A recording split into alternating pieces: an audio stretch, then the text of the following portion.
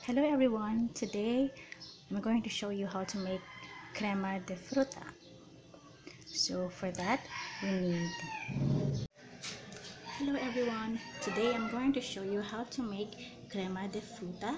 So for that we will need fruit cocktail, 2 all-purpose cream, 1 condensed milk, our unflavored jelly powder, and instead of using grahams we're going to use sponge cake, 2 sponge cake. We call this taisan bread in the Philippines.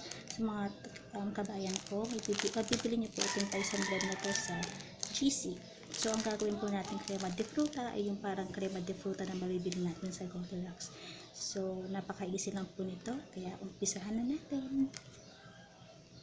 So let's get started. I already sliced the taisan bread or the sponge cake. I put together the 2 all-purpose cream and 1 condensed milk. So every graham po na gagamitin natin or crema de fruta na gagawin natin, ang formula po doon ay 2:1. 2 all-purpose cream and 1 condensed milk. Kasi po kapag 1:1 masyado na siyang matamis. Pwede din po siyang 3:1, 3 all-purpose cream at saka 1 condensed milk. Okay po yun. Pero 1:1, I suggest po hindi kasi masyado siyang matamis. Super tamis po siya kapag ganun. And yung ating our fruit cocktail, ditrain ko na po siya. At huwag niyo pong itapan yung tubig niya kasi ito po yung gagamitin natin pangkulo sa ating gulaman. So for the jelly first, kalahati lang po ilalagay natin. Huwag po gaano marami.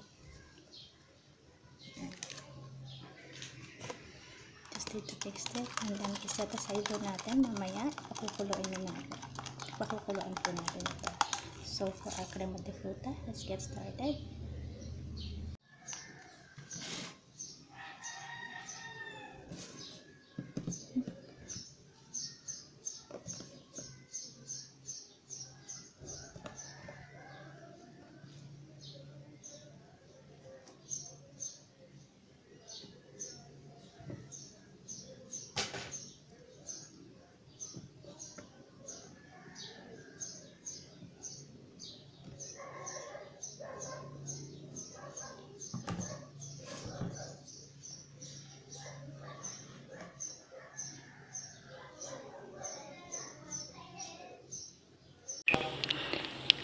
At dun sa ating jelly powder,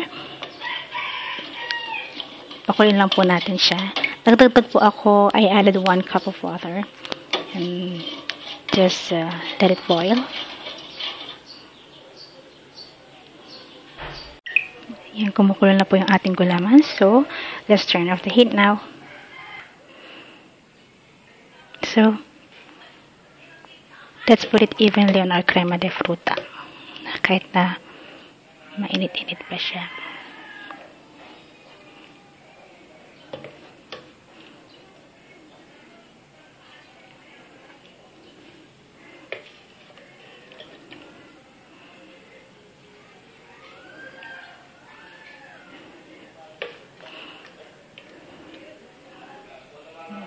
Okay.